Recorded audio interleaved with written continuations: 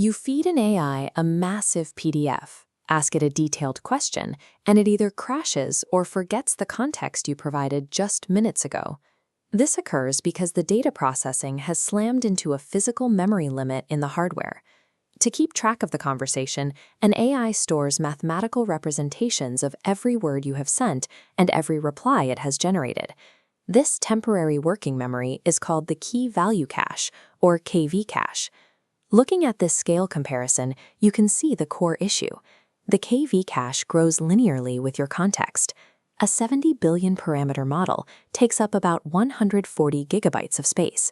But if you want a 1 million token context window, the KV cache alone explodes to over 320 gigabytes, more than double the size of the model itself. Here is a quick check. How much memory does a 1 million token KV cache actually take? It requires well over 320 gigabytes of space. That exploding memory requirement prices out most local developers and maxes out even top-tier enterprise servers.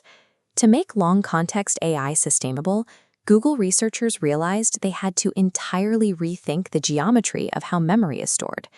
The initial industry fix was quantization. This is a compression technique where you shave off the long decimal points of numbers to save storage space. But look at this visual comparison. If you squeeze data too aggressively, you lose the nuance. It is exactly like compressing a high-definition photograph into blocky pixel art. When you do this to AI memory, the model loses track of context and starts hallucinating false information. To prevent that data loss, engineers had to store extra scaling instructions alongside the compressed data just so it could be decoded later. This created an efficiency tax. These extra instructions ate up almost all of the memory it was supposed to save. Google's solution is a training-free algorithm called TurboQuant. It plugs directly into existing inference engines and shrinks the memory footprint by 6 times, with absolutely no loss to the model's intelligence. Because it requires no expensive retraining and eliminates the efficiency tax, it bypasses the traditional trade-offs of data compression entirely. The first step to making this work is an algorithm called Polar Quant. It uses geometric preconditioning to deal with outliers, the massive, unpredictable random numbers in AI data that refuse to be compressed evenly. In a standard XYZ Cartesian grid, these data outliers look like a suitcase packed with massive, jagged rocks. Their irregular sizes make them impossible to pack tightly or evenly. TurboQuant fixes this by applying a mathematical random rotation. It spins the data vectors, grinding those jagged rocks down into a smooth, predictable layer of fine sand. With the data smoothed out, the system abandons the XYZ grid and switches to polar coordinates.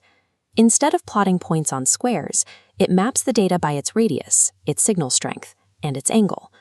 Because a circle has fixed, known boundaries, the data maps perfectly into even slices, without needing memory-hogging scaling instructions. After the Polar Quant compression, there is still a tiny bit of residual rounding error left over. To fix this, TurboQuant uses a second algorithm called QJL, or Quantized Johnson-Lindenstrass. QJL takes those leftover errors and reduces them to a single sign bit, either a positive one or a negative one.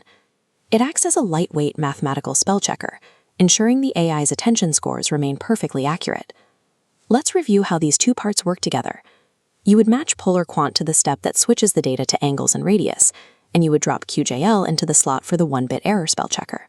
By translating data into circular geometry and correcting the residual error with a single bit, the physical memory wall is breached. In rigorous testing, TurboQuant squeezed the KV cache down to an average of just 3.5 bits per value, while perfectly matching the accuracy of the original 16-bit uncompressed model. This dashboard shows the dual benefit on enterprise hardware. When running on H100 GPUs, the memory footprint drops by 6 times, and operating at this 4-bit precision actually accelerates attention computation speeds by up to 8 times. The impact also hits consumer hardware. AI models that previously required a $30,000 server setup can now run entirely locally on an NVIDIA RTX 4090 gaming card. If your local hardware previously limited you to an 8,000 token context window, you can now process 32,000 tokens on that exact same machine. For developers, this clears away complex architecture. Instead of building retrieval systems to chop data into smaller chunks, you can simply seed massive, unedited documents directly into the prompt. Before we finish, here is a final recap. Alongside scaling the memory wall with 100% accuracy, what makes TurboQuant so easy for developers to adopt? It is a training-free algorithm, meaning you can plug it directly into existing workflows. By mathematically smoothing out the spiky nature of AI data, we can finally run massive, long-context workloads on the hardware we already own.